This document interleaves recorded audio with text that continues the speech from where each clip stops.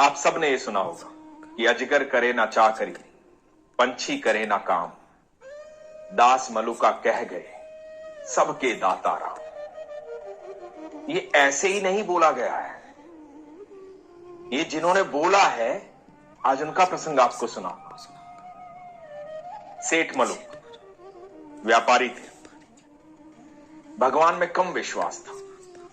बताते हैं कि बचपन में बड़े संस्कारी थे, लेकिन जैसे जैसे उम्र बढ़ी सिर्फ व्यापार, धन, दौलत यही दिखाई देता। एक धर्मशाला में जाकर के रुके, व्यापार के सिलसिले में गए थे। उसी धर्मशाला में नीचे वाले कमरे में कोई सन्यासी रुके हुए थे, कोई साधु रुके हुए थे। सुबह के 4 बजे थे। इधर जो सन्यासी थे, साधु थे, वो नाम जाप करने लगे, सीताराम सीताराम सीताराम सीताराम सीताराम सीताराम सीताराम सीताराम। नाम जाप चलता रहा। सुबह सुबह की बेला थी। इधर सेठ जी जो है वो अपनी निंद्रा में थे, उनकी निंद्रा खराब, बड़ा गुस्सा है। सर्दी का समय था कि कौन सुबह सुबह ये नाम जाप कर रहा है, सीताराम सीताराम सीताराम सीताराम। नींद खराब कर दी थी। लेकिन ये साधु जो है लगातार नाम जाप कर रहे, सीताराम सीताराम सीताराम सीताराम। सुबह हुई, सेठ जी पता करने आए कि कौन है ये, क्यों शोर मचा रखा है यहां। पता लगा एक सन्यासी, एक साधु है, उनके पास गया। बोले कि क्यों महाराज ये सुबह सुबह आप नाम जाप कर रहे हो, सीताराम सीताराम सीताराम सीताराम, क्या होगा इससे? मेरी नींद खराब कर दिया। इस सुबह सुबह आराम करने का समय हो, आराम से उठो, खाओ पियो, मस्त रहो। सुबह 4 बजे उठ करके कौन सीताराम सीताराम करता है? पूरा दिन पड़ा है, जो करना है करो। सारा मूड खराब कर दिया सुबह सुबह। महाराज बोले कि बेटा, ये खान पान, जीवन की सारी व्यवस्थाएं उन भगवान की वजह से ही तो हैं, श्री राम की वजह से ही तो हैं, ईश्वर की वजह से ही तो हैं। यदि वही किसी को खान पान और व्यवस्थाएं नहीं देंगे तो फिर कैसे दिनचर्या चलेगी, कैसे पूरा दिन आराम से कटेगा? उनके बिना तो कुछ भी संभव नहीं। तो सेठ ने कहा कि अच्छा, तो आप ये कह रहे हो कि आपके नाम जपने से ही आपकी दिनचर्या चलती है, सारी व्यवस्थाएं होती है, कुछ भी मन में आता है कुछ भी कह देते हो अपनी सहूलियत के लिए, कुछ काम धंधा आपको करना नहीं है, नाम जाप करना है, बस ये ढोंग करना है, कुछ काम धंधा नहीं करना है। आप ऐसे ही व्यवस्थाएं नहीं बनती, काम धंधा करना होता है, मेहनत करनी होती है। जब मेहनत करते हैं ना तो आपका भाग्य चमकता है, धन आता है, उससे व्यवस्थाएं बनती है। नाम जाप करने से व्यवस्थाएं नहीं बनती। तो महाराज ने बड़े शांत स्वभाव से कहा कि सारी व्यवस्थाएं नाम जाप करने से ही बनती है। जो भोजन हम करते हैं वो ईश्वर ही हमें देते हैं, तभी हम कर पाते हैं। तो सेठ जी बोले कि ठीक है, तो मैं तुम्हें 24 घंटे का समय देता हूं।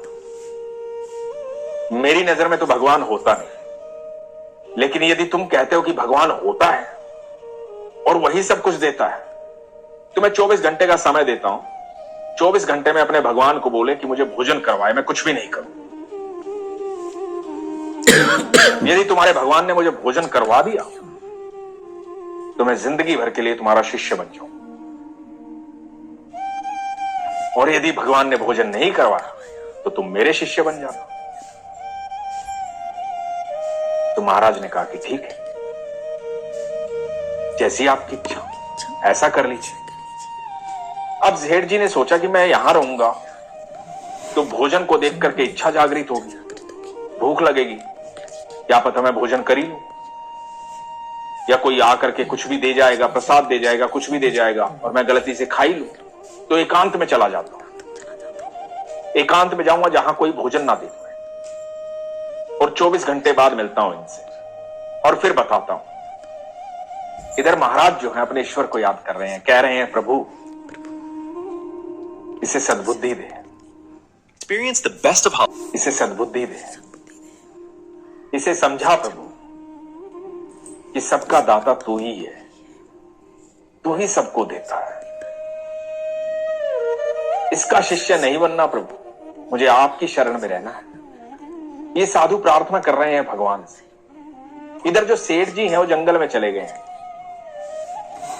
वहां से थोड़ा सा दूर एक पेड़ पर जाकर के, बड़ के पेड़ पर जाकर के बैठ जाते कि यहां बैठा रहूंगा। अब यहां कहां से खाना आएगा, कौन खाना खिलाएगा? कल जब पूरे 24 घंटे बीत जाएंगे तब जाऊंगा और फिर बताऊंगा कि देखो कुछ नहीं दिया तुम्हारे भगवान ने, अब बन जाओ शिष्य। इधर ये पेड़ पे बैठे हुए हैं। थोड़ी देर बाद क्या देखते हैं, कुछ बंजारे आए। उन बंजारों ने वहां पर अपना भोजन तैयार करना शुरू किया। थोड़ी देर के लिए विश्राम के लिए रुके थे। बंजारे तो ऐसे ही होते हैं, कभी कहीं कभी कहीं। तो उस पेड़ के नीचे वो अपना भोजन तैयार करने लगे और भोजन तैयार होने लगा। इधर ये सेठ बैठे हुए हैं। इन्होंने कहा कि कुछ भी हो जाए नीचे नहीं उतरूंगा, कितनी भी अच्छी खुशबू आए भोजन नहीं करूंगा। और जब भोजन मैं ही नहीं करना चाहूंगा तो मुझे कौन करवा सकता है? बस कल सुबह की तो बात है, कल 24 घंटे बीत जाएंगे पर भोजन नहीं करूंगा। इधर बंजारों का भोजन तैयार हुआ और दूर से आवाज आई कि जैसे बहुत सारे घोड़े आ रहे हैं। पुराना जमाना था, डाकू इस तरह से आते थे, डकैत इस तरह से आते थे। बंजारों ने सोचा कि डकैत आ गए हैं, डाकू आ गए। वो अपना सामान उठा करके भाग गए। भोजन वहीं रह गया। पीछे से डकैत आ गए, बहुत सारे घोड़े आ गए। डकैतों ने देखा कि यहां तो भोजन तैयार रखा हुआ। तो डकैतों ने सरदार से कहा कि सरदार, आज तो बड़ी अच्छी व्यवस्था है, गर्मा गर्म भोजन तैयार है, पहले भोजन कर लेते हैं फिर आगे चलते हैं। तो सरदार ने कहा कि नहीं, ये कोई जाल बिछाया गया है, किसी ने हमारे खिलाफ जाल बिछाया। किसी को पता था कि हम यहां से गुजरेंगे, ये भोजन रास्ते में रखा है, इसमें जहर मिलाया होगा, हम भोजन खाएंगे और हम मर जाएंगे। यही तो सामने वाला चाहता है। तो इस भोजन को कोई भी नहीं खाएगा और जिसने ये जाल बिछाया है वो यहीं आसपास कहीं होगा, उसको ढूंढो, खोजो उसको कहां है। अब सारे डाकू खोजने लगे। ऊपर सेठ जी बैठे थे पेड़ पर, ये सारा नजारा देख रहे थे। घबरा गए, डर गए। उस हड़बड़ाहट में उनके शरीर में थोड़ी हलचल हुई। हलचल होने के कारण नीचे खड़े डकैतों को पता लगा कि शायद कोई ऊपर आया है। ऊपर देखा तो सेठ जी बैठे हैं।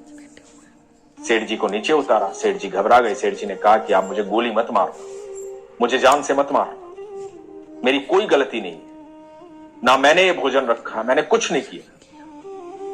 तो सरदार ने कहा कि कोई बात नहीं, हम गोली नहीं मारेंगे, तुमने ये जो जाल बिछाया है इसका हमें पता चल गया, अब तुम ये भोजन खाओ, चलो भोजन करो। सेठ जी ने कहा कि नहीं, भोजन तो मैं नहीं करूंगा, भोजन तो मुझे करना ही नहीं। तो सरदार ने कहा कि देखा, मैंने कहा था इसमें जहर मिलाया हुआ है, इसी व्यक्ति ने जहर मिलाया है, इसीलिए नहीं खा रहा है, अब तो भोजन इसे खाना पड़ेगा।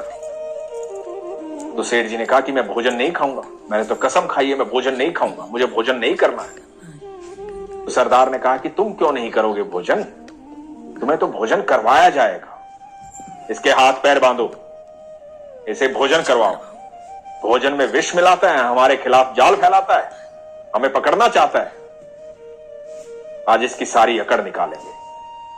और बाकी डाकू सेठ के हाथ पैर पकड़ते हैं और उसे भोजन खिलाते हैं।